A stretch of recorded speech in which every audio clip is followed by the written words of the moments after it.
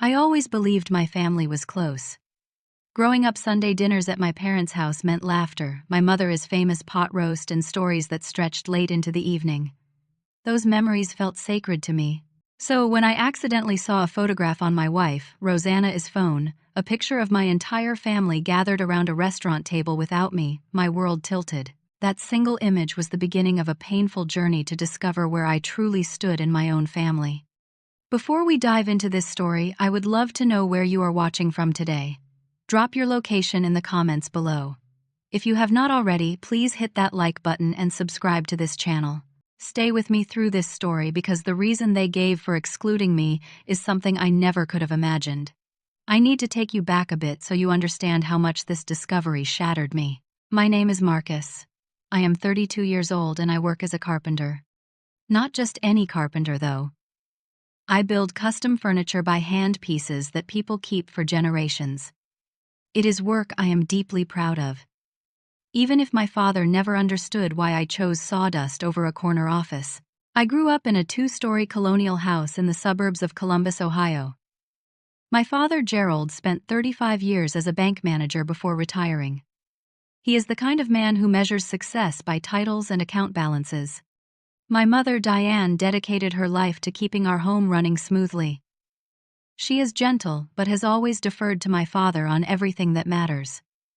Then, there is my older brother, Kevin. He is 36, a corporate lawyer at a prestigious firm downtown. 4 years ago, he married Stephanie, whose family owns half the commercial real estate in our county. And my younger sister, Lauren, 28, is finishing her residency in internal medicine. By my father's standards, both of my siblings hit the mark. I apparently missed it entirely. When I was 18, I told my parents I was not going to college. I wanted to apprentice with a master craftsman instead. The silence that followed felt like a winter storm rolling in. My father did not speak to me for 3 weeks. Eventually, things normalized on the surface. But something shifted permanently. I felt it in every family gathering since. 6 years ago, I met Rosanna at an artisan fair where I was selling handmade cutting boards. She stopped at my booth, ran her fingers along the grain of an oak piece, and asked me about the wood's story. We talked for 2 hours. She is Puerto Rican, a registered nurse who works 12-hour shifts at the county hospital. Her warmth drew me in immediately. We dated for 2 years before I proposed. Our wedding was small, held in a garden venue with about 40 guests. My family attended, but their smiles seemed painted on. My father gave a toast that mentioned my name only twice. Stephanie spent most of the reception on her phone. But I told myself it was fine. Families are complicated, I reasoned. They would come around. Rosanna and I bought a small house about 45 minutes from my parents' place. We built a life there. She picked out curtains the color of morning sunshine. I built us a dining table from reclaimed barn wood. We were happy. I thought that was enough. That Tuesday evening started like any other. Rosanna was in the shower after a long shift at the hospital. Her phone buzzed on the kitchen counter, and I picked it up thinking I would bring it to her. The screen lit up with a notification from a group chat labeled Martinez Family, her family is group. But the preview image made my blood run cold. It was a photograph of a dinner gathering at what looked like an upscale Italian restaurant. I recognized the burgundy leather booths, La Fontana, the nicest place in town. And sitting around a long table, glasses raised, were my parents, Kevin, Stephanie, and Lauren. There was another woman too, my Aunt Patricia, my mother's sister. Everyone was smiling. Everyone was there. Everyone except me. The timestamp said last Sunday. Last Sunday, Rosanna and I had stayed home watching old movies because she was exhausted from back-to-back shifts. No one had called. No one had mentioned any dinner. When Rosanna came out of the bathroom wrapped in her robe, I held up her phone. Her face flickered through several emotions. Surprise, confusion, something that looked almost like guilt. She said her mother must have forwarded it from somewhere, but that made no sense. Why would her mother have a photo of my family as dinner? Rosanna stumbled through an explanation about social media and shared posts. I wanted to believe her. I let it go that night. But the image stayed branded in my mind. 2 days later, I called my mother just to chat. She sounded distracted, said she was busy and could not talk long. Before she hung up, I asked casually what she had done last Sunday. There was a pause. A long one. "Just stayed home," she said finally. "Nothing special. My mother has never been a good liar." I heard the tremor in her voice. That Friday, I found myself scrolling through my sister Lauren's Facebook page, and there it was. A check-in at La Fontana from the month before. The photo showed the same group, same table, same smiles. The caption read, "Monthly family dinner tradition continues. Monthly tradition continues." My hands shook as I scrolled further back. 3 more photos from 3 consecutive months. All on Sundays. All at the same restaurant. All featuring everyone in my immediate family. None featuring me. The realization hit me like a physical blow. This was not a one-time oversight. My family had been gathering without me for months, maybe longer. They had created a tradition specifically designed to exclude me. I sat in my workshop surrounded by half-finished projects and felt something inside me crack. That night, Rosanna noticed I was not myself. She asked what was wrong, and I almost told her. But I needed more answers first. I needed to know why. On Monday, I called Kevin during his lunch break. Our relationship had always been cordial but distant. He answered on the 4th ring, his voice carrying that perpetual tone of mild impatience. I decided to be direct. "Kevin," I asked, "does our family have monthly dinners I do not know about?" The silence stretched for 5 full seconds. When he finally spoke, his voice had dropped lower. "Who told you about that? Nobody told me. I saw the photos. Why am I not invited?" He sighed heavily, the sound of a man who did not want to deal with this conversation. "Look, Marcus, this is not something I want to get into." It was Mom and Dad's decision. What decision? What could possibly justify excluding your own brother Kevin is? Response was clipped, almost rehearsed. "You should really talk to Dad about this. He has his reasons." "I have to go. I have a meeting." The line went dead before I could say another word. His reasons. Those 2 words echoed in my skull for the rest of the day. What reasons could my father possibly have for erasing me from family gatherings? I thought about calling him directly but decided against it. Some conversations needed to happen face to face. Tuesday afternoon, I drove to my parents' house without calling ahead. The familiar 2-story colonial looked the same as always, white siding, black shutters, perfectly trimmed hedges. But it felt different now, like a place that belonged to strangers. My mother answered the door. Her face cycled through surprise, then worry, then something that looked almost like fear. "Marcus," she said, "I was not expecting you. I know. Can I come in?" She stepped aside reluctantly. The house smelled like her lavender cleaning spray, a scent that used to mean comfort. My father sat in his leather recliner in the living room, newspaper spread across his lap. He looked up when I entered and his expression hardened immediately. "Marcus," he said flatly. "To what do we owe this visit?" I sat down on the couch across from him. Mom stood in the doorway, wringing her hands. "I know about the dinners," I said.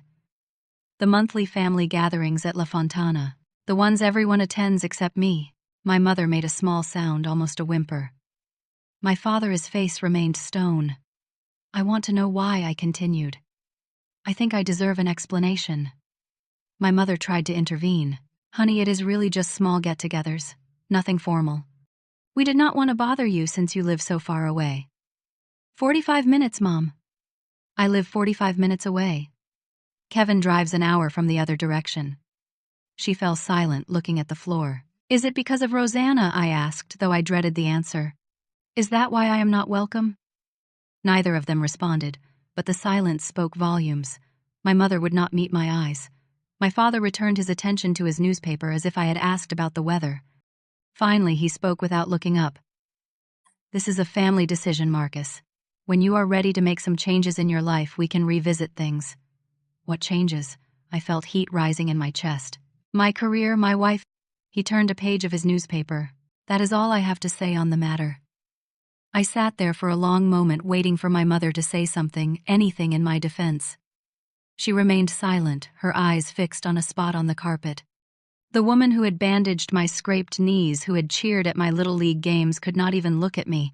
I left without another word. The drive home felt like moving through fog. That evening I called Lauren. Of all my family members, she was the only one who had maintained regular contact with me. We talked every couple of weeks, texted funny memes back and forth. She felt like the last thread connecting me to my past. She answered on the first ring as if she had been expecting my call. "You know why I am calling," I said. She sighed. "Yes. I am so sorry, Marcus. I should have told you sooner. I just could not figure out how." I asked her to explain everything. And she did.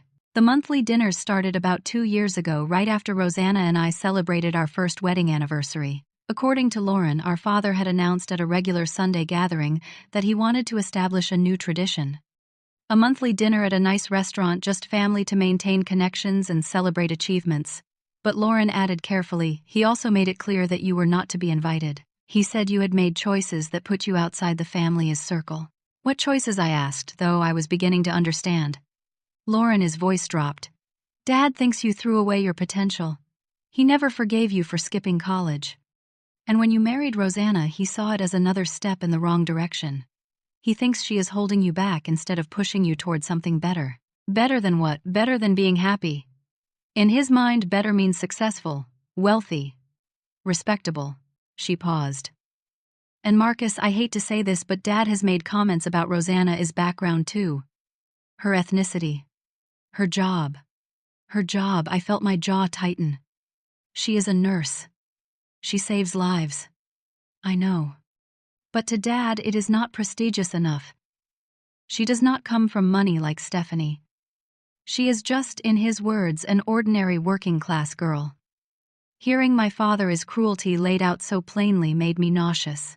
My Rosanna, the woman who held dying patients' hands during their final moments, who worked double shifts without complaint, who filled our home with laughter and light, reduced to dismissive phrases by people who had never bothered to know her. Lauren told me that Kevin agreed with our father. So did Stephanie, though that surprised no one.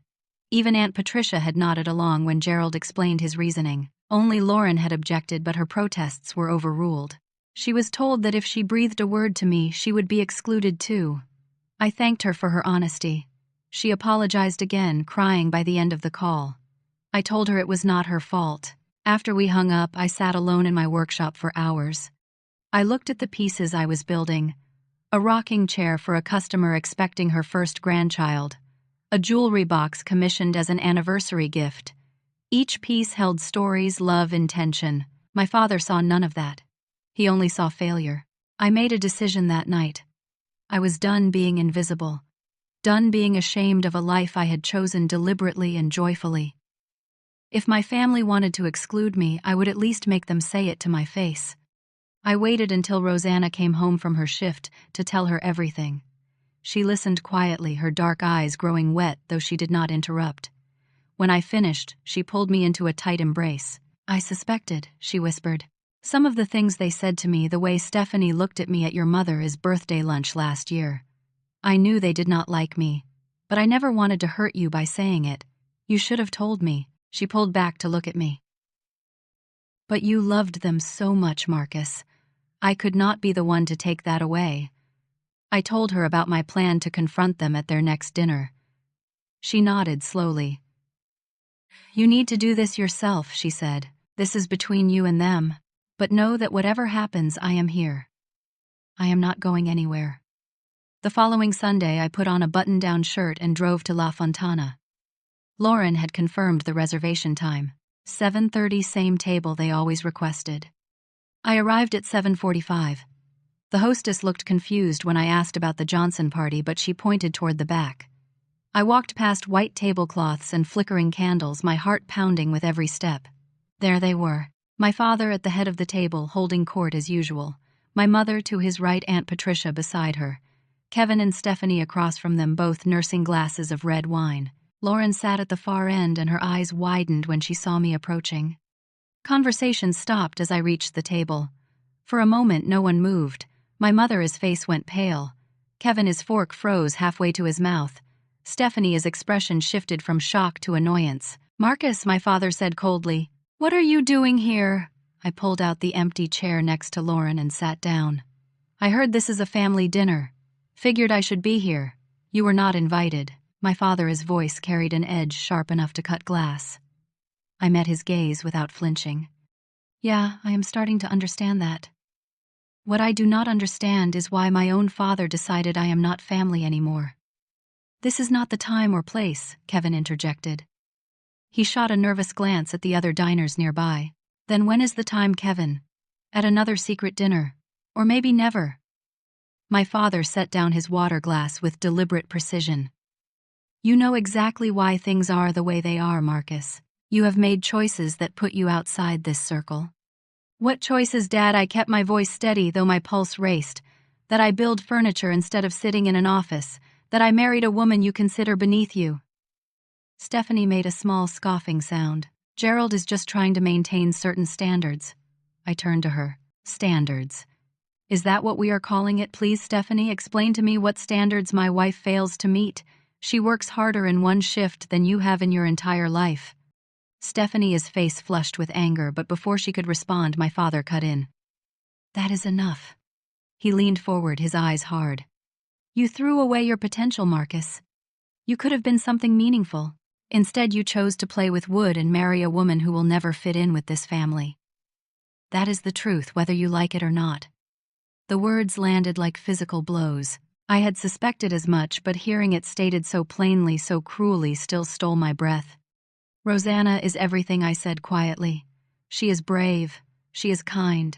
She holds the hands of strangers during their worst moments because their own families cannot get there in time. Last week she sat with a dying man for 3 hours so he would not be alone. That is who she is. I looked around the table. My mother sat frozen, a tear sliding down her cheek, still saying nothing. Kevin avoided my eyes. Aunt Patricia studied her wine glass intently. Only Lauren looked at me directly, her expression pained but proud. I stood up slowly. Let me tell you something about potential, Dad. I have built furniture that will still be standing when everything you accomplished is forgotten. My work brings joy to people. It fills their homes with beauty they will pass down to their children. I am proud of what I do. I am only sorry you never could be. I took a breath, feeling strangely calm. I used to think family meant unconditional love. Turns out it just means sharing DNA. I pushed in my chair and turned to leave. At the last moment I looked back. Lauren, you are always welcome at our home. You have a place at our table whenever you want it. As for the rest of you, do not bother calling unless you are ready to apologize to my wife first. And I mean really apologize. Not for her sake. She does not need your validation, but for yours. I walked out of that restaurant with my head held high. Behind me I heard a chair scrape against the floor. Footsteps followed me outside. Marcus, wait. Lauren caught up to me in the parking lot. Her eyes were red, but she was smiling through tears. That was incredible, she said. I am so proud of you. I hugged my little sister tightly. Thank you. For telling me the truth. For being here. She pulled back. I should have stood up for you sooner. Inside, I mean. I was scared. I know. But you are here now. That is what matters. We stood together in the cool evening air. The restaurant is warm, light spilling through windows behind us. Something had broken tonight, but something else had begun to heal. The first few weeks after that dinner were difficult. I would be lying if I said otherwise. There were nights when I could not sleep, staring at the ceiling and replaying childhood memories. Camping trips with my father. Teaching Lauren to ride a bike. Kevin helping me with math homework. Those moments had been real. The love had been real once. Rosanna was patient beyond measure. She did not push me to talk, but she was there whenever I needed her. She brought me coffee in my workshop without a word. She held my hand during quiet evenings on the porch. Her presence reminded me daily of what I had chosen and why. A month after the confrontation, I received a commission that changed everything. A wealthy client in Chicago had seen my work at a gallery and wanted an entire dining set. Table, 8 chairs, a matching sideboard. The price he offered would cover our mortgage for a year. I threw myself into the project with renewed purpose. Every cut, every joint, every careful finishing stroke became a meditation on value. My father measured worth in titles and bank statements. But this man was paying thousands of dollars for something I had made with my hands. That was validation no amount of parental disapproval could erase. Lauren became a regular presence in our lives. She drove down most Sundays, and we started our own tradition. Rosanna would cook something simple. I would set the table I had built. Lauren would bring dessert and stories from the hospital. It was smaller than those fancy restaurant gatherings, but it was real. It was ours. Through Lauren, I learned fragments about the family. My mother had asked about me several times but had not gathered the courage to call directly. My father remained firmly entrenched in his position. Kevin and Stephanie had made some disparaging comments about my outburst that Lauren chose not to repeat. Aunt Patricia had reportedly said I had always been the difficult one. None of it surprised me. None of it hurt the way it once would have. 3 months later, on a spring morning when the trees outside our window were exploding with blossoms, Rosanna took my hand and placed it on her stomach. "I am 8 weeks along," she said softly. "We are going to have a baby," I cried. I am not ashamed to admit it. Standing in our kitchen sunlight streaming through those curtains she had picked out years ago, I wept with a joy I did not know I could feel. I was going to be a father. We were going to be a family. In that moment, I made a silent promise to my unborn child. I would never make them feel unwanted. I would never judge them by what they chose to do with their life. I would never allow anyone, not my father, not anyone, to make them feel less than whole. I do not know what the future holds with my parents. Perhaps one day my mother will find her voice. Perhaps my father will soften when he learns he has a grandchild. Perhaps time will bridge what words cannot. But if that day comes, they will need to earn their place at our table. They will need to see Rosanna for who she truly is, and apologize for who they pretended she was not. Anything less would be a disservice to my wife, my child, and myself. I have learned that family is not defined by blood. It is defined by choice, by showing up, by loving someone, not despite who they are, but because of it. Rosanna chose me when I was just a guy selling cutting boards at a fair. Lauren chose me when staying silent would have been easier, and every day I choose them back. My son or daughter will grow up knowing they are loved unconditionally. They will learn that worth is not measured in degrees or job titles. They will understand that building something with your hands, whether it is furniture or a family, is among the most meaningful things a person can do. That is what real family means. If you have ever felt excluded by the people who were supposed to love you most, I want you to know you are not alone. And your worth does not depend on their acceptance. Now, I would love to hear from you. Have you ever had to walk away from family to protect your peace? How did you find the strength to do it? Share your story in the comments below. Your experience might help someone else who is struggling with the same thing. If this story touched your heart, please give it a like and share it with someone who needs to hear it. Subscribe to this channel so you do not miss more stories like this one. Hit that notification bell so you will know the moment a new video goes live. Thank you so much for watching and for being part of this community. I wish you a home full of love, a table surrounded by people who truly see you, and the courage to choose yourself when the world asks you to be less than you are. Take care of yourselves, and I will see you in the next one.